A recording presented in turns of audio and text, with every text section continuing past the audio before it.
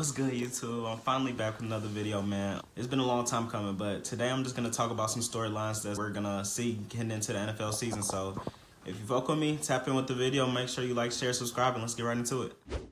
The first storyline of the video is, of course, going to be with the last teams to play in a football game, and that is the Los Angeles Rams, and if they can repeat. With that is an interesting question because they were, I wouldn't say favored last year, but they were always known to be possible to win championship last year, in my opinion.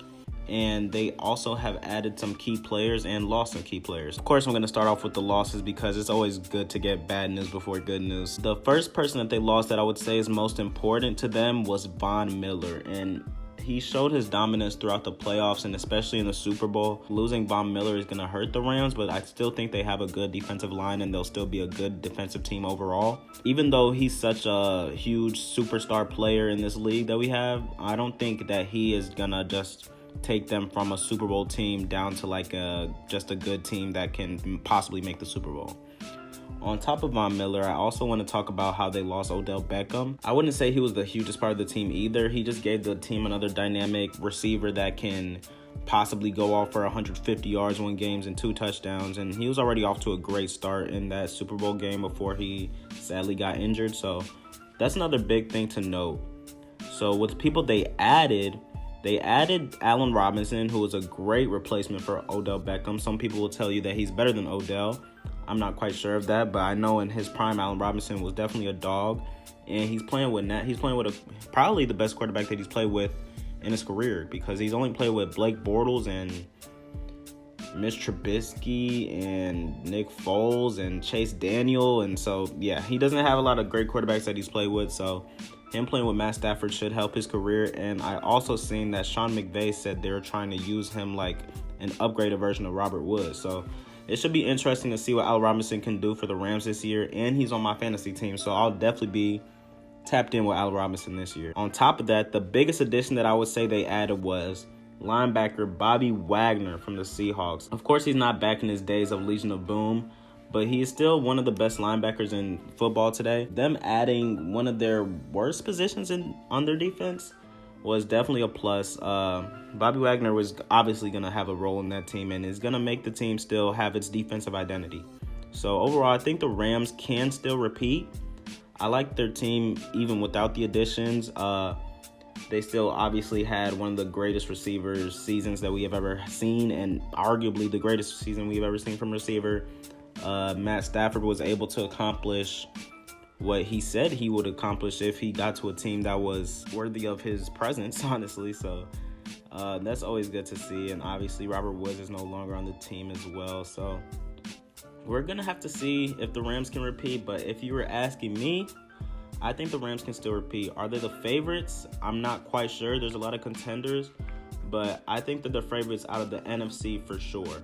So yeah, I think the Rams can still repeat. For the second storyline, the next thing we're going to talk about is who are the true contenders this season. My true contenders, I'm just going to list out the ones who I think are true contenders, not possible contenders, because then I would be getting into all these different teams, and that's not going to happen today. The true contenders I'm going to say are the Niners, the Bills, the Chiefs, the Rams, the Bucks, and the Bengals. Now, I said these teams for a reason that we all should kind of realize and understand.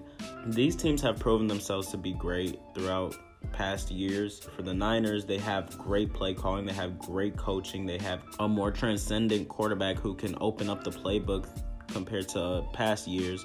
So I think the Niners have a greater chance than they did last year. For the Bills, I think that they have the best quarterback in football. Arguably, they just added Von Miller, who I was praising just the last segment. The Chiefs, of course, they're the Chiefs. They have Patrick Mahomes. They have Andy Reid together. They're not going to really be a bad team. It's never going to happen. The Rams, they're champions. The Bucks, they have Tom Brady, who is arguably, he's the greatest player of all time.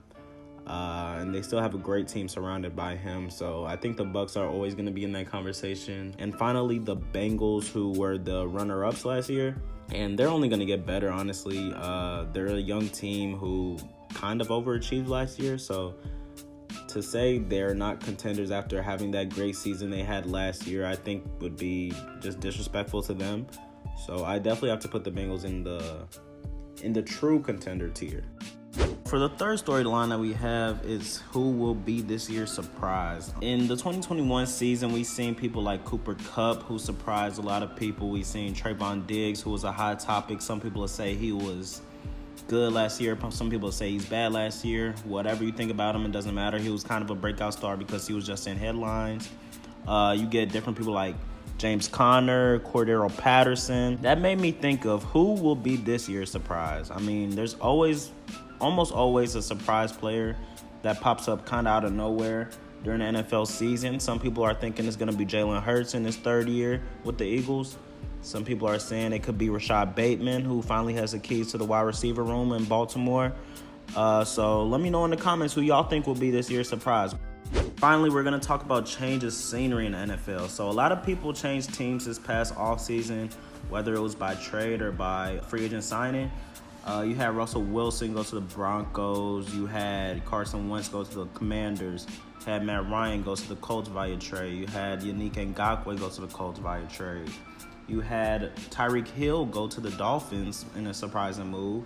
You had all these, even Devontae Adams, which was also very surprising. So you had all these different trades and off-season signings that happened last year. So one thing that's going to command this NFL storyline is how these different teams fare out after making these huge decisions to make these huge trades, and just see how this is going to fare out for the NFL, because usually the NBA is known for its crazy off-season moves, crazy storylines throughout the season.